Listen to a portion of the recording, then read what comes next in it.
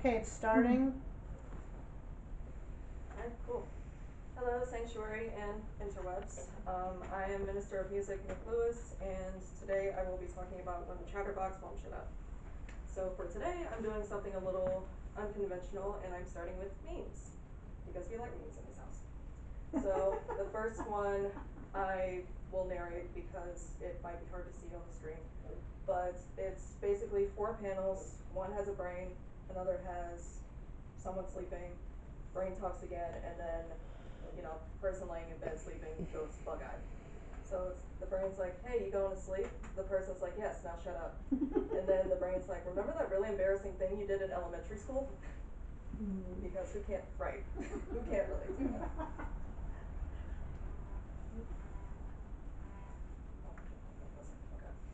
Okay. And so for this other meme, we have someone going to catch a ball, and then as they're going to catch a ball, a little pink blob monster thing is just gonna kind of wrap its tentacles around them. So the person is me, and the ball is learning to love, accept, appreciate, and validate myself. And, the person's still trying to catch the yellow ball, but the pink blob thing is the chatterbox.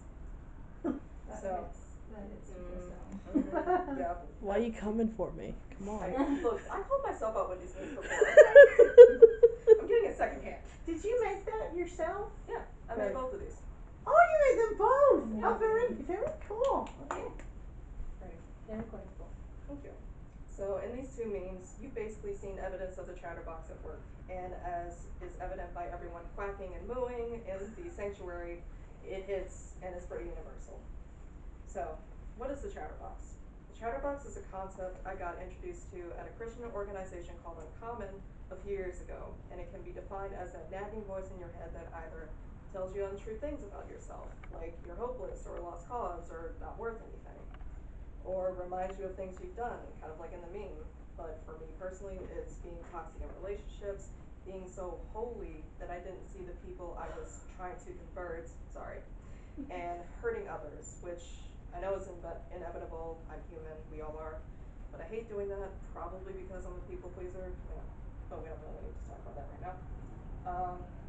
And it also convinces you that you can't do X, Y, or Z because of A, B, or C.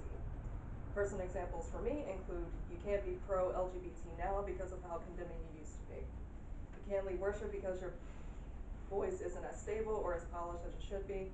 And you can't hang around or reconnect with others if you're in a bad headspace and have nothing positive to offer due to said headspace. Sorry. Yeah, my mind and apparently Apostle Leanne's mind are very fun places to be at times. But to put it lightly, the chatterbox is a witch with a capital B. It's a church, so I can't say the actual word, but infer from that what you will. I can't tell you how many times it's affected me, and it's still affecting me today. It's impacted my relationships, my self-worth, my identity, my journey to love myself and embrace myself as fully human, because I like to, think I'm a robot and try to be perfect and all that. Even though I know full well that's not how it works, but anyway, I'm working on it. And and even my perception of God. For years, I thought God wasn't proud of me or was highly upset with me if I did something wrong or led someone astray or caused someone to stumble, basically didn't get someone to believe or want to know more about God. You could say that I basically turned them off from God. For a while, I really didn't think God liked me, but that couldn't be further from the truth. It wasn't until college that I was really introduced to the concept of grace, which can be defined as unmerited favor for someone who doesn't deserve it. Basically, you don't do anything to get grace, you're just given it just because. One of the earliest examples can be found in Genesis 3. To summarize that chapter, Adam and Eve had one job, not to eat the fruit from one specific tree. They failed, hid from God once they realized what they had done and that they were naked, and blamed the serpent that tempted Eve and then each other when they got caught. God punished them and essentially kicked them out of the land that had been their home, but they didn't abandon them. Side note, I use gender neutral pronouns to refer to God, so if you hear me use they for God, that's why. And throughout history and even still today, God hasn't abandoned humanity, and that's one of the most obvious and powerful expressions of grace to me. The Chatterbox tells you don't deserve grace, but what does God say? In the Genesis example, after Adam and Eve confessed and admitted that they were naked, God was like, who told you that? God didn't point out their vulnerability or shame or call them out in the way they were expecting.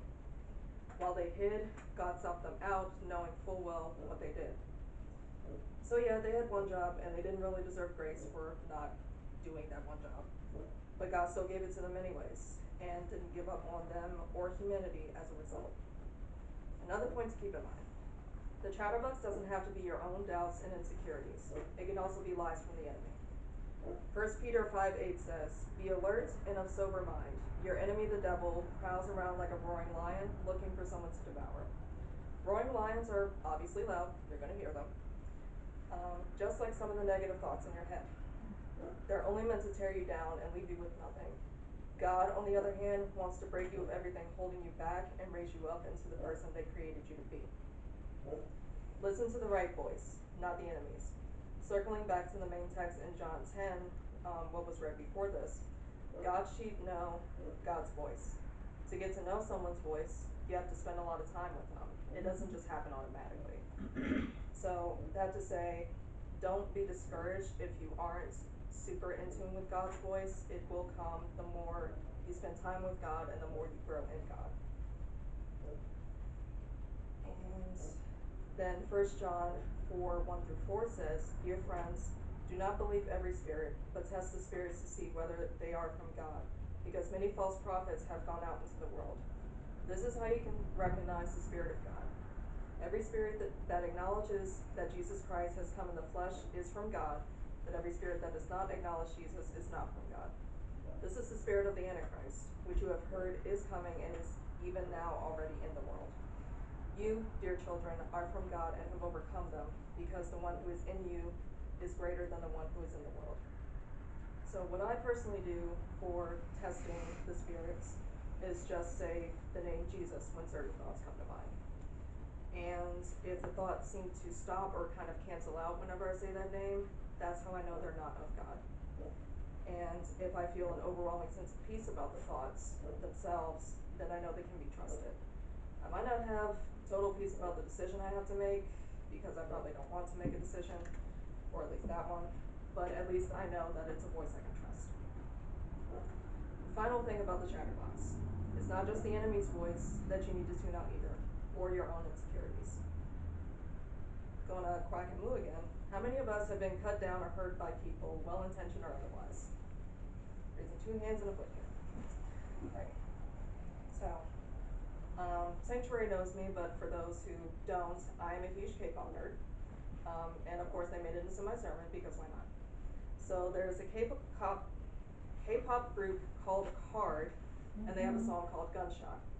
The first verse can be translated to, "Love, those dang 4 letters. Love, that's what you use to disguise this. Selfish, I will never be enough, even if I pour out my all. Endless war, endlessly more, your aim is never off. With those sharp words, like bullets they are, but I won't surrender, my darling. I don't give a dang about you. When you say, I don't give a dang about you, it's pain." I censored that a little bit, but yeah. And the chorus for most of the song is, "Your words are like a gunshot, unbelieving love," repeated twice. Until the last time they sing it, and the second time they sing, "Your words are like a gunshot," they ended with, "I've bled enough." You've had enough of negative thoughts dragging you down. You've had enough of your own inner monologue, lowering your self-worth and clouding how you think others perceive you. You've had enough of people diminishing your self-worth and not seeing you for the gem you are in God's eyes. And most importantly, you've had enough of the enemy telling you things that are directly contrary to what God has said and is hindering your call. Enough is enough.